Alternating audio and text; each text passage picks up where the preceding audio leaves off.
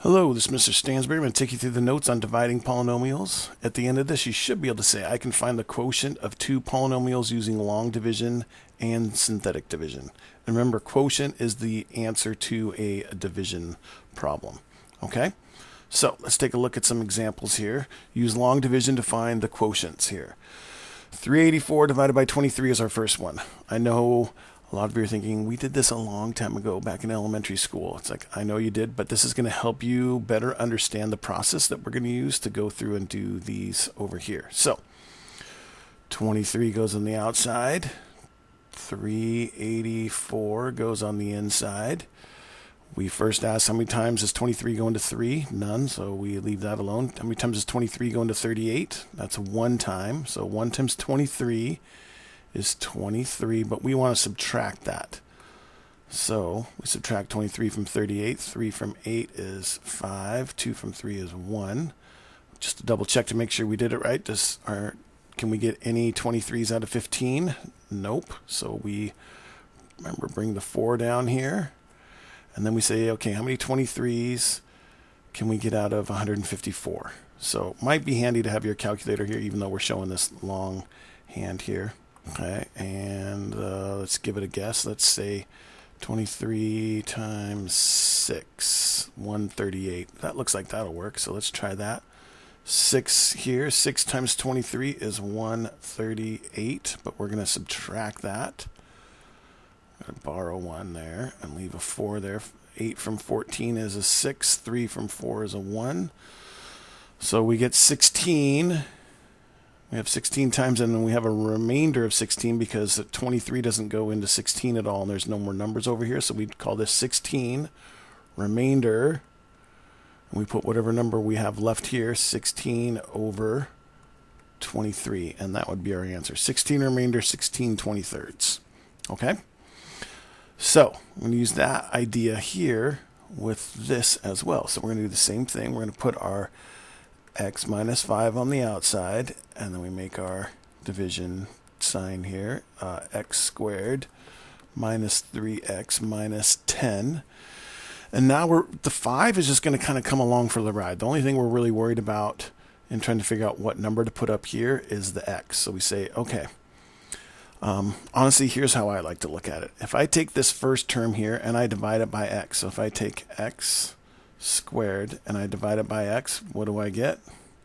I get plain old x to the first, right? So up here is going to go x to the first, or just plain old x. And so then what we do is we say x times x is x squared, right? And then x times negative 5 is negative 5x. Now we want to subtract this line here, just like we did over here. So we want to switch these signs. So that's now negative and that's now positive. And then we add these two lines together. Negative 3x plus 5x is 2x. And these over here should always cancel out, which they do. So now we're in business. Okay, once we do that, we drop this negative 10 down. And then we say, okay, if we take 2x and we divide it by x, what are we left with? Those x's cancel out and we get 2. So we get x. And in this case, it's going to be a positive 2. So we say 2 times x is 2x. 2 times negative 5 is negative 10.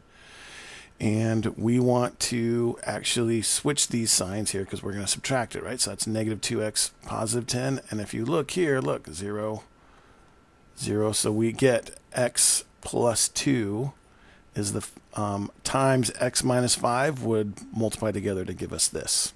Okay, so x plus 2 is our quotient, the answer to x cubed minus 3x minus 10 divided by x minus 5.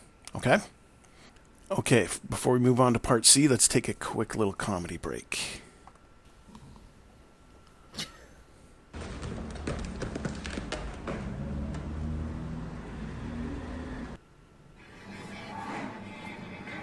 got that one.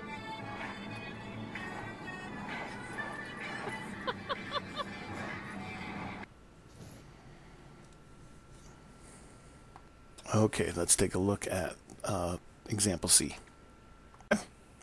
All right, I'm going to try this one here too, just the same way. But we're going to add a little something in here. So we're going to do x plus 3 on the outside, just like normal. And then we've got x cubed. And then we got 2x squared. Now here's the part that we want to kind of be careful of. This right here, there's no x's in here, but there should be. So we're going to do this. We're going to do 0x, just to kind of hold the spot here. So plus 0x, and then minus 7.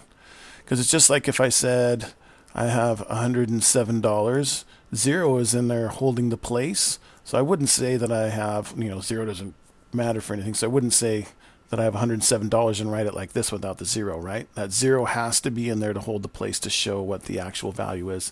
Same idea here. If there's no x or x squared, whatever's after this highest power, highest degree here, you would always want to put a 0 in there. It's going to help us with our division piece.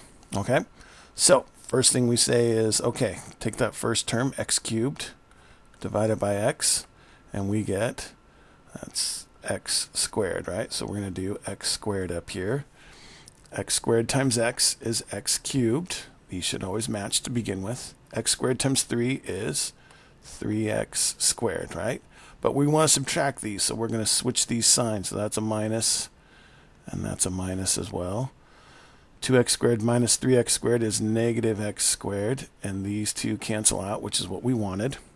So once you do that, we bring the 0x down, right? And then we say, now we take the negative x squared, and we put that over the x.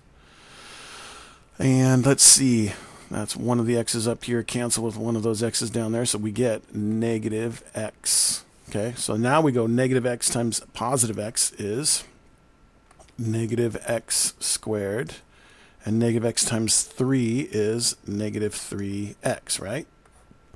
So when we're going to switch the signs because we want to subtract these, so we turn that to positive and that to positive.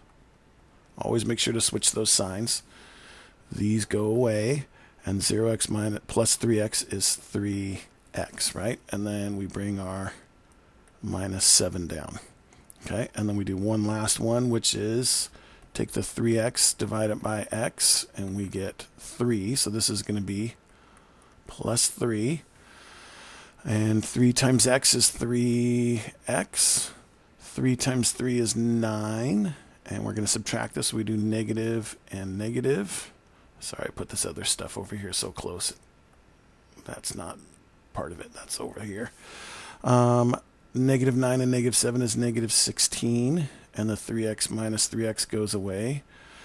So there's nothing else to bring down. So that means that this 16 is our negative 16 is our remainder. So we get x squared minus x plus 3, remainder negative 16 over x plus 3. Okay, and that's our answer. Okay, so that's all we have for the first half of dividing polynomials. If you have any further questions, please feel free to ask. Thanks.